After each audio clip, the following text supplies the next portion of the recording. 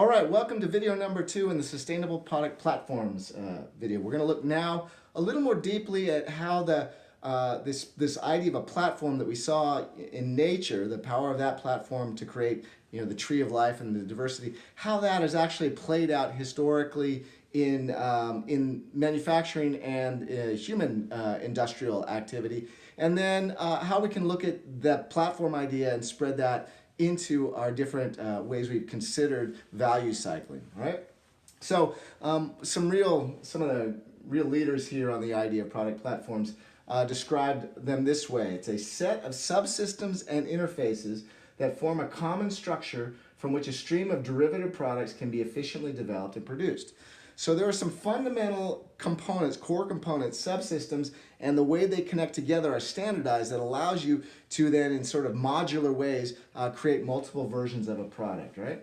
So, there's a lot of modern examples of this, but one of the most successful product platform examples in history goes way back, to the time before World War II, and that product is the Volkswagen Bug. Now, again, we can see here that there were millions of Volkswagen Bugs or Beetles manufactured. So there are great economies of scale that would be generated from that version alone. But the platform upon which the Bug was created actually could be exploited for both economies of scale and scope. And I should know, I've owned lots and lots of different versions of the Volkswagen. I've owned a Volkswagen Bug. I've owned a Volkswagen Bug convertible. I've owned a Karmann Ghia.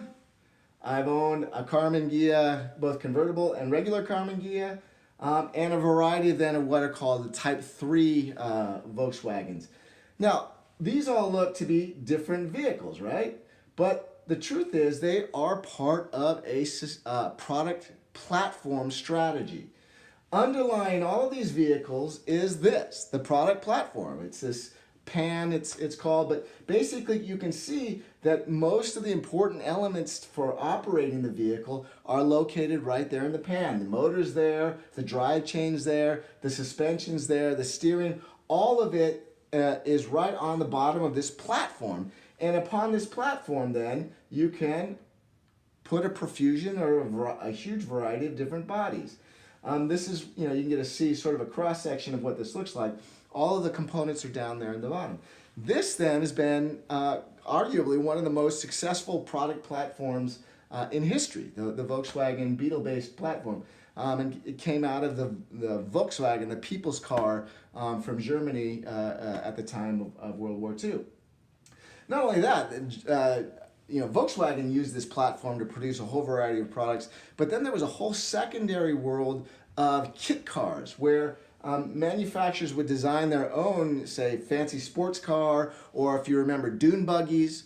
All of those were sort of secondary creations created by third-party companies that used the platform, the sustainable product platform, to riff on and create their own version of automobiles.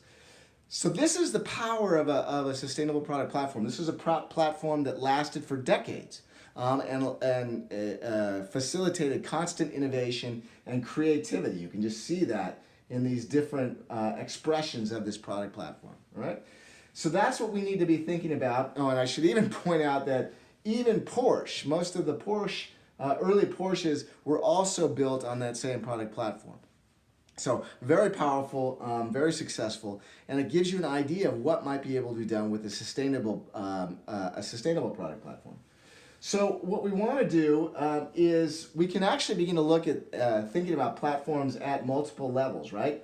You can think of a platform at a product level, and one of the things we're seeing, for example, Uber has a platform, a fleet of automobiles. They don't really own them, but they network them together with information technology.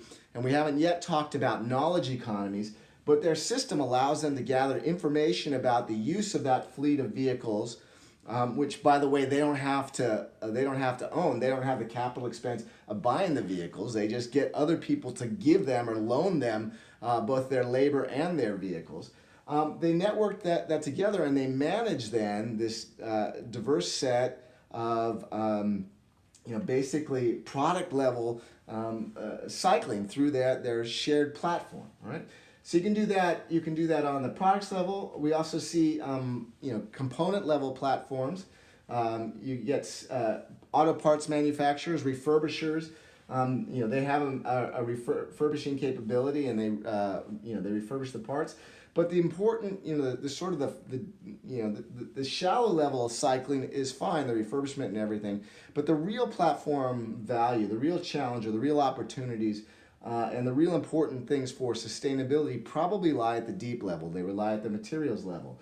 And these are the types of platforms we're going to want to be thinking about. A materials level platform, and can we use a single materials platform to manufacture and produce a variety of different products? How far can we extend a materials level platform to produce multiple products? This is again, we've talked about this before, Teijin's Eco Circle, where they have a parsimonious materials cycling system that allows them to recover certain types of materials and then regenerate that at a deep cycling level. And this then fundamentally is how far and what is the potential of these types of platforms going forward. So that's what we're going to start paying attention to. I just want to make the point, though, you can begin to think of platforms, as we've seen repeatedly, as at multiple systems levels, right? Technology is systems in systems.